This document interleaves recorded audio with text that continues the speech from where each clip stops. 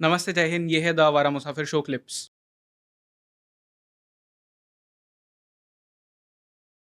अब तीसरा जो दाऊद का क्रिकेट के प्रति लगाव रहा है, वो इसको हम जोड़ सकते हैं उसके पारिवारिक रिश्तों से। जी।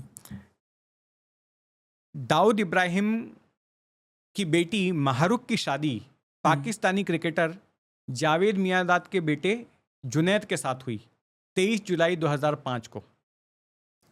और उस साल ये खबर मैंने ही ब्रेक की थी, तब मैं स्टार न्यूज़ में काम करता था। और मेरे पास जब जनवरी में शादी तय हुई थी उसी साल 2005 में, तब एक अधिकारी थे मुंबई क्राइम ब्रांच के, असलम मोमिन।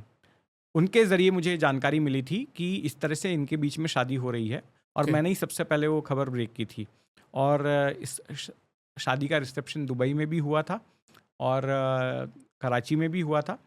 और इस के रिसेप्शन को कवर करने के लिए स्टार न्यूज़ से हमारी सहयोगी थी शीला राहुल, वो कवर करने भी गई थी वहाँ पर। उन्होंने दाऊद को देखा भी था, इस पर उन्होंने पूरी किताब भी लिखी है, और उस वक्त स्टार न्यूज़ ने शो भी किया था। तो एक तरह से पारिवारिक रिश्ता भी एक क्रिकेटर के साथ में दाऊद का जुड़ गया। इसके पीछे दाऊद की एक रणनीति भी है कि दाऊद पाकिस्तान में रहकर, वैसे तो आईएसआई ने उसको पाकिस्तान में सेटल किया क्योंकि आईएसआई भी दाऊद से काम ले रहा था। इसके पीछे रणनीति दाऊद की ये रही है कि पाकिस्तान के नामी गिरामी लोगों के साथ में उसने पारिवारिक रिश्ते बना लिए हैं। जैसे दाऊद के साथ उसके बाकी के भाई भी वहाँ पर गए। एक इकबाल कास्कर यहाँ है जी। नूरा वहाँ पर गया था, वो मर गया अभी 8-10 साल पहले, जो है उसकी पाकिस्तानी मृत्यु हो गई माफिया ने उसे मारा। और उसका और एक भाई वहाँ पे मर गया, लेकिन ये सब मरवाया नहीं, नेचुरल डेथ से मरा वो नूरा। ओके, कोई एक भाई था उसका जिसे किसी पाकिस्तानी गैंगस्टर ने मारा था? नहीं, उसका पठान गैंग ने उसके बड़े भाई साबिर को मारा था यहाँ पर। ओके, जो मुझे एक इन्फॉर्मेशन मैंने पढ़ी पाकिस्तान थी में उसके जो 2 भाई मरे, हाँ। वो बीमारी से मरे। ओके। जो एक भाई उसका मुंबई में मरा, उसको पठान गैंग ने मारा, जो दाऊद का बड़ा भाई था जिसका नाम था साबिर। तो दाऊद को पाकिस्तान में आईएसआई ने सेटल किया, लेकिन दाऊद अपने आप को वहाँ और मजबूत बनाना चाहता था, और वो पाकिस्तानी लोगों का अपना आदमी बनना चाहता था, क्योंकि हिंदुस्तानी मुसलमानों को पाकिस्तान में इज्जत की नज़र से नहीं देखते हैं। उनको एक सेकंड क्लास सिटीजन के तौर पे देखा जाता है, मुहाजिर वगैरह कहा जाता है।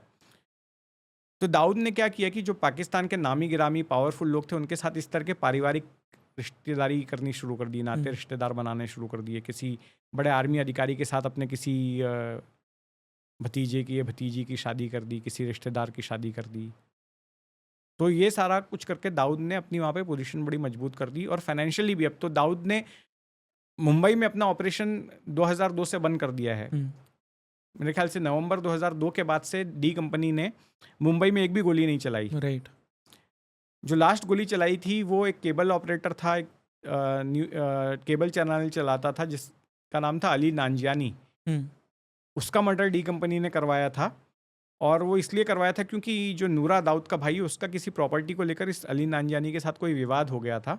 जिसके बाद उसकी हत्या करवा दी थी डी कंपनी ने, और फिर उसके बाद गोली नहीं चलाई। क्योंकि हुआ ये कि 2003 में दाऊद का भाई इकबाल कास्कर वो डिपोर्ट होकर मुंबई आ गया। तो एक कारण ये भी हो सकता है कि अब मेरा भाई जब यहाँ पर है तो कहीं उसको प्रॉब्लम ना हो जाए, उसको टारगेट ना किया जाए, इसलिए डी कंपनी ने अपने ऑपरेशंस वाइंड अप कर लिए। और दूसरी बात, डी कंपनी तब तक इतनी अमीर हो चुकी थी और इतने अपने काले पैसे को इतने वाइट कारोबार में पाकिस्तान, दुबई और लंदन वगैरह में लगा चुकी थी कि उसको एक्सटॉर्शन के कॉल करने के लिए या कॉन्ट्रैक्ट किलिंग करने के लिए सब करवाने की अब ज़रूरत ही बंद हो गई। ख़त्म हो गई।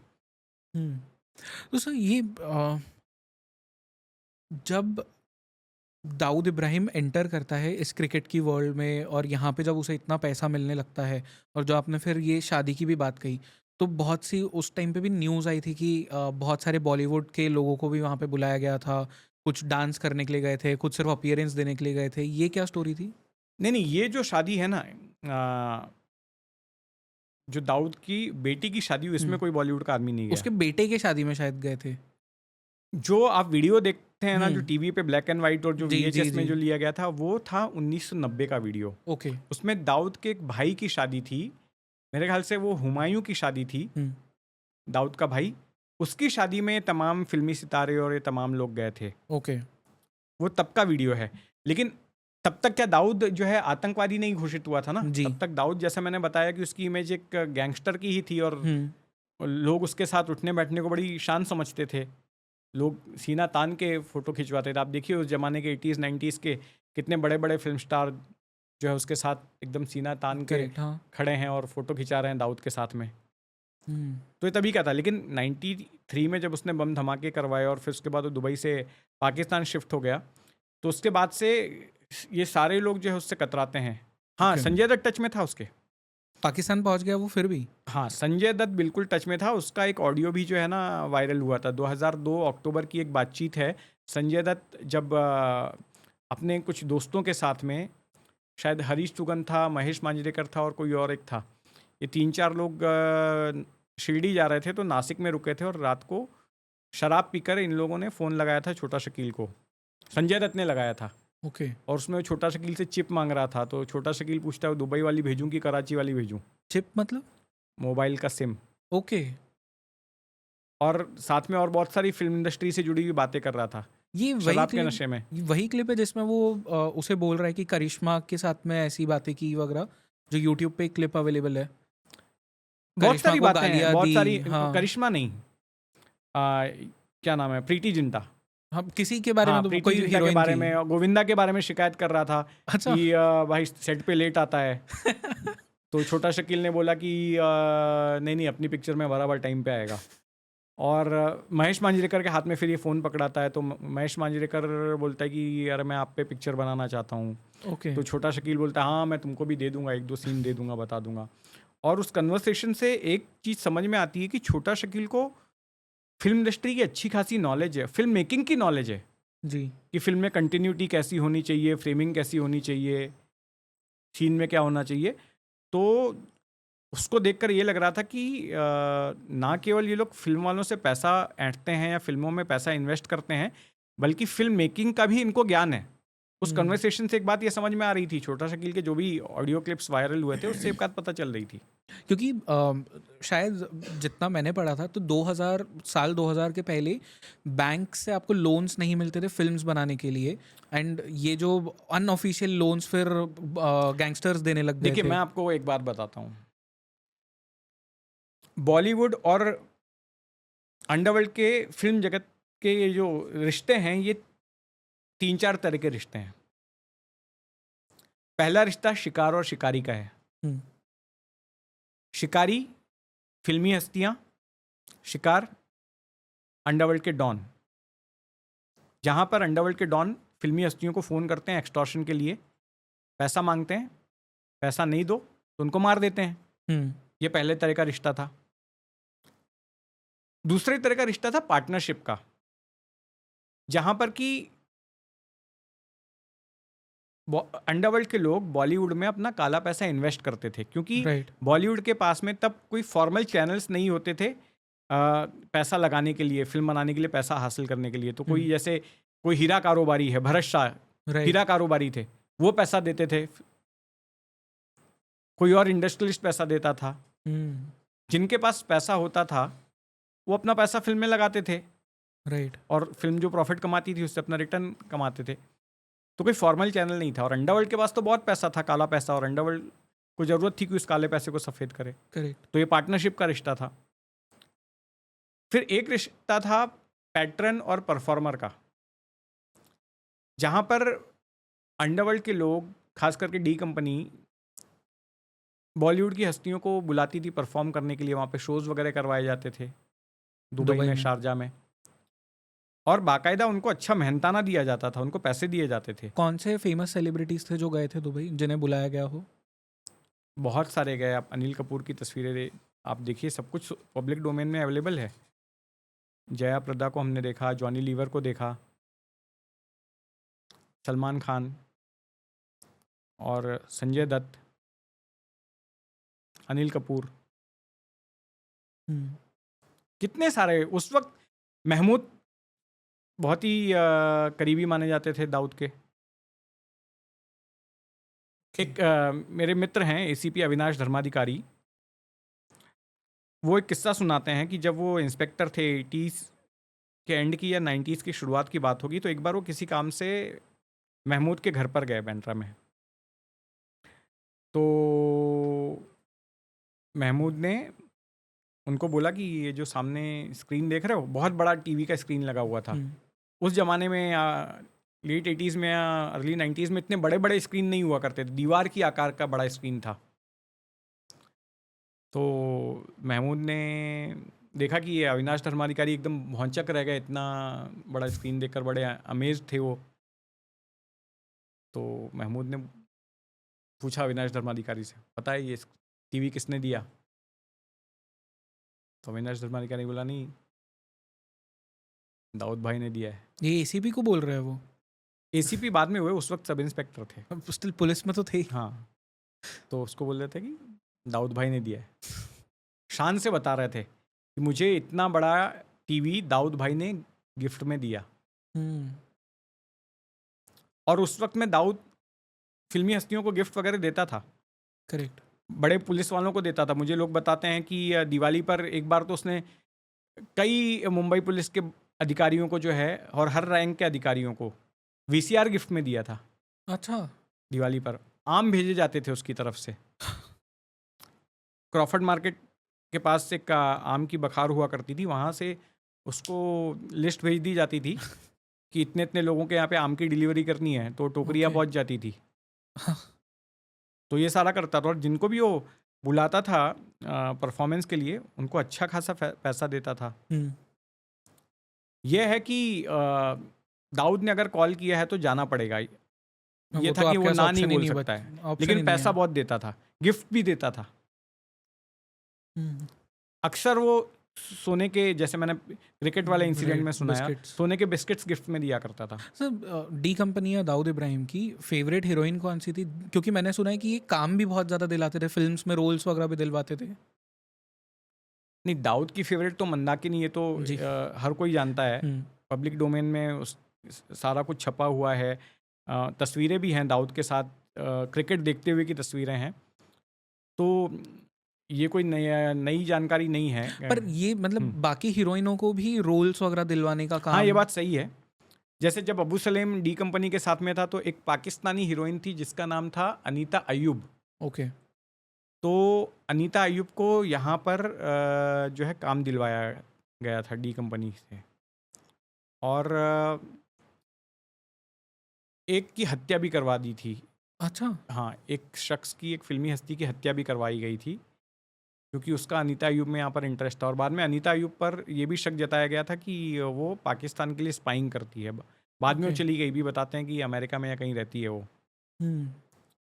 तो 90s में उस देवानंद ने उसको लेकर एक फिल्म बनाई थी। एक नहीं, एक से ज़्यादा फिल्में बनाई थी, लेकिन एक फिल्म थी जिसका नाम था प्यार का तराना। उसमें काफ़ी उसने अपने आप को एक्सपोज किया था। उसकी बहुत सारी तस्वीरें जो है उस वक्त के फिल्मी मैगजीन्स में छपी थी। सर, ये तो मतलब बहुत इजीली कोई भी प्रूफ तो कर ही सकता है कि बॉलीवुड के तो बहुत डीपली रूटेड नेक्सस था एक अंडरवर्ल्ड के साथ में, क्योंकि 2001 में भी नजीम रिजवी करके एक प्रोड्यूसर थे। नाजिम रिजवी, देखिए वो 2001 का मामला ऐसा है कि एक फिल्म आई थी चोरी चोरी चुपके चुपके, राइट। और उस मामले में मुंबई क्राइम ब्रांच ने केस रजिस्टर किया कि उसमें अंडरवर्ल्ड का पैसा लगा हुआ है। और जो फिल्म के प्रोड्यूसर थे नाजिम रिजवी को अरेस्ट कर लिया गया था। और नाजिम रिजवी के साथ साथ भरत शाह, जो बॉलीवुड के सबसे बड़े फिल्म प्रोड्यूसर थे, फाइनेंसर थे, उनको भी अरेस्ट कर लिया गया था, क्योंकि मुंबई पुलिस को ये शक था कि छोटा शकील के कहने पर भरत शाह ने ये पैसा इन्वेस्ट किया था। MCOC कानून के तहत ये गिरफ्तारी हुई थी, बहुत दिनों तक ये मामला चला था, और तब एक बड़ी डिबेट हुई थी बॉलीवुड और अंडरवर्ल्ड के रिश्तों के ऊपर। और सर, ये जो प्रीति जिंटा वाला एक जो केस हुआ था, जहाँ पे उन्होंने कोर्ट में भी बयान दिया था, कुछ 50 करोड़ रुपए का एक्सटॉर्शन कॉल उन्हें आया था, कोई बात करने के लिए रेडी नहीं था बॉलीवुड से। वही पहली आई थिंक एक्ट्रेस थी जिन्होंने इसके बारे में बात की थी और ओपनली बात की थी। हाँ, जब ये सारा मामला चल रहा था कोर्ट में, तो बहुत सारे विटनेसेस को बुलाया गया जो हॉस्टाइल हो गए कोर्ट में, और प्रीति जिंटा की तारीफ हुई थी कि उन्होंने जो है 50 लाख का एक्सटॉर्शन। अब मुझे एग्जैक्ट वो पूरी कहानी याद नहीं आ रही, बहुत पुराना ये सब मैंने कवर किया था, ये सब 25 साल पहले का मामला है, तो बहुत सारी चीज़ें मेमोरी से फेड आउट हो गई हैं। लेकिन ऐसा हुआ था, और कई सारे फिल्मी सितारों को जो है कोर्ट में गवाही के लिए बुलाया गया था, शाहरुख खान को बुलाया गया था, सलमान खान को बुलाया गया था, संजय दत्त को बुलाया गया था, महेश मांजरेकर को बुलाया गया था। और तब ऐसी खबर आई थी कि इन तमाम फिल्मी सितारों ने जो है वो अपने बयान से मुकर गए थे या हॉस्टाइल हो रिट्रैक्ट गए कर थे लिए या थे स्टेटमेंट्स। प्रोसिक्यूशन जो बात कह रही थी उसको सपोर्ट नहीं कर रहे थे।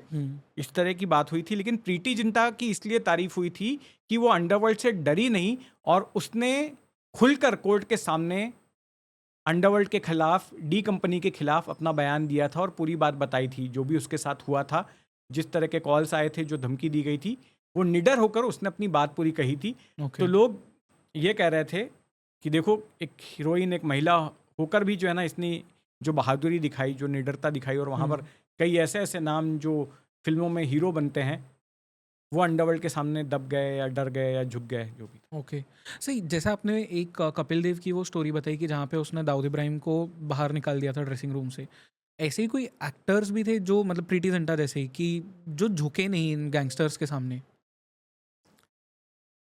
एक कहानी है माधुरी दीक्षित की। माधुरी दीक्षित का क्या था कि ये कहानी भी मुझे अविनाश धर्माधिकारी ने बताई। उन्होंने एक्चुअली माधुरी दीक्षित की एक तरह से जान बचाई थी जो है। ओके। माधुरी दीक्षित को अनीस इब्राहिम प्रेशराइज कर रहा था दुबई आने के लिए।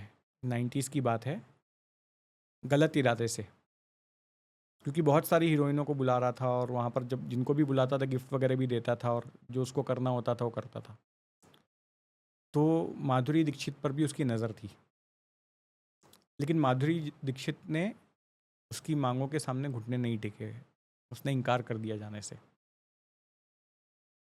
तो इससे अनीस इब्राहिम भड़क गया और फिर अनीस इब्राहिम ने तय किया कि माधुरी दीक्षित को ख़त्म कर दिया जाएगा, उसकी हत्या कर दी जाएगी।